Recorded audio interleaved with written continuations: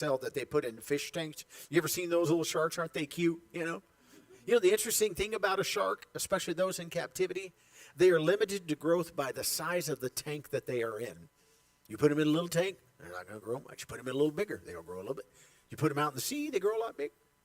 And I think it's kind of the same for us. Sometimes we limit our growth by the scope of what we think that we are called to or lived for, to live for. This is all I really need to do. This is all I need to know. And you're never going to grow any larger. In James, the first chapter, and verse 5. James 1 and verse 5. And that would be Laverne. Laverne, I hope you take this verse to heart.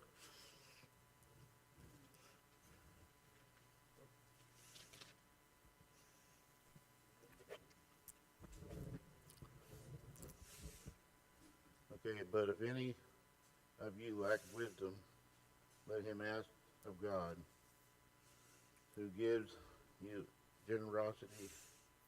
generously, without reproach, and it will give it to him. Laverne, if you ask for wisdom, will you receive it? Not studying on it. What's that? I did study on it. You can study on it. Will God give you that wisdom? Yes. Yes, he will. And if I understand that premise, that if I ask anything with regard to wisdom, that it's unlimited. You're never at this point where you're here. You're at this point where you were here, constantly on that curve and constantly growing.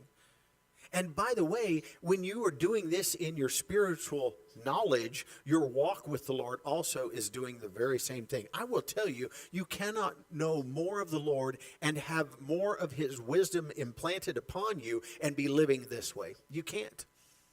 You aren't going to have that wisdom, all right? It's given to you for a purpose, and it's given to you on your walk. And if you are praying every day, if you are studying, feasting on his word every day, if you're meditating upon it, if you're seeking questions, if you're researching and asking others about it, you will be growing, and your walk of maturity will be growing as well. We love that verse, do we not, from Paul? When I was a child, what did we do? We thought, we act, we spoke. But when I became a man, 25, 30, 40. What was a man in the Jewish age? 13. What was a man in the Jewish age? 13. Yeah. Yeah. When he became a man, he put away childish things. When he became a man, he put away childish things. How many of our teens today, do we look at and say at 13 today, do we look at and say at 13, they need to be doing some serious study now. They need to be putting away these childish things and pressing on to more important things. I've seen a few young people of late, important things. I've seen a few young people of late, a young man, a couple of young women, who are impressive, that their dedication in the Lord, in those early formidable teenage years or even into high school,